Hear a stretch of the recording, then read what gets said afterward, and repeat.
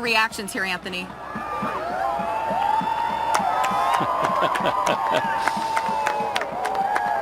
that great? Wow. It's spectacular.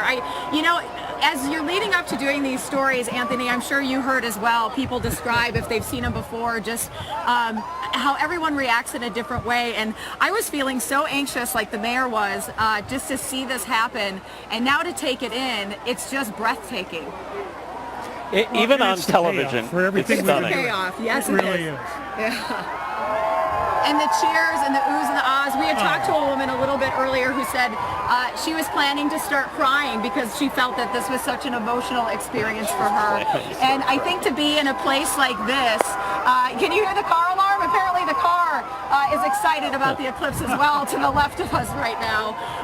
It looks like we have a little bit of movement. I should probably put my glasses back on. It's coming back. It's coming back. Seems like the sun's getting a bigger chair. Yeah. Here it comes. Here it comes. So almost 100,000 people descended on this town in Badgers, Oregon, usually a population of 6,200. On top of the traffic, fighting some of the lines in the grocery store, I think this was well worth all of that for sure. Wow. Mayor, what do you think? Was that the payoff? That's the payoff. I am so excited. And if you notice, it's getting lighter out.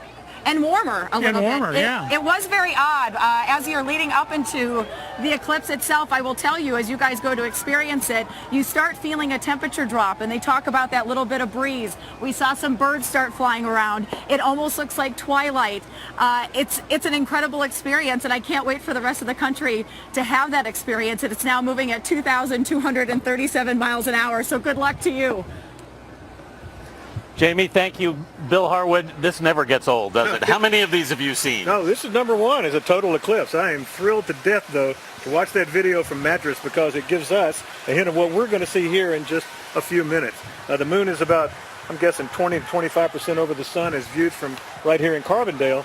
But, man, looking at that corona come out, the outer atmosphere of the sun around the edge of the moon, it doesn't get more spectacular Yeah, than the that. reemergence of the sun is just as dramatic as the disappearance of the sun. It's so striking to see it now and to hear everybody getting excited and cheering, and to remember that it wasn't that long ago that this used to terrify people when it happened. Absolutely right. You know, there have been all kind of incidents in history where battles were being fought and everybody just suddenly stopped fighting. There was an eclipse, you know, walk away.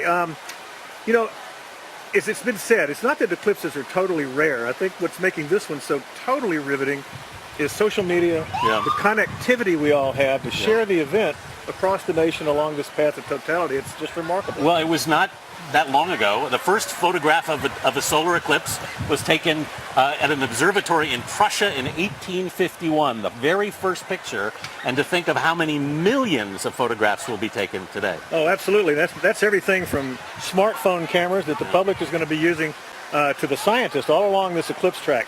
This is going to be the most documented solar eclipse in history, with everything from more than a dozen satellites looking at the sun to hundreds, if not thousands, of telescopes and professional-grade cameras that are going to be photographing this thing all the way along its track. Which is, and this information is obviously for scientists, is extremely important. Oh, absolutely. The corona that we could briefly see in that shot from Madras, that kind of gossamer ring around the sun, that halo, that's a fascinating area of the sun's atmosphere. It gets superheated. They don't know how. The surface of the sun is about 10,000 degrees Fahrenheit. You move just a little ways away and it jumps up well over 1 million. They're really trying to understand what powers the corona, what energizes it. It has to do with the magnetic field of the sun, but there are competing theories about how that works. This eclipse and all the data that's going to be collected may go a long way toward answering those questions. All right, well, we are going to follow this eclipse as it makes its way across the continental U.S. Still ahead, the eclipse in Wyoming.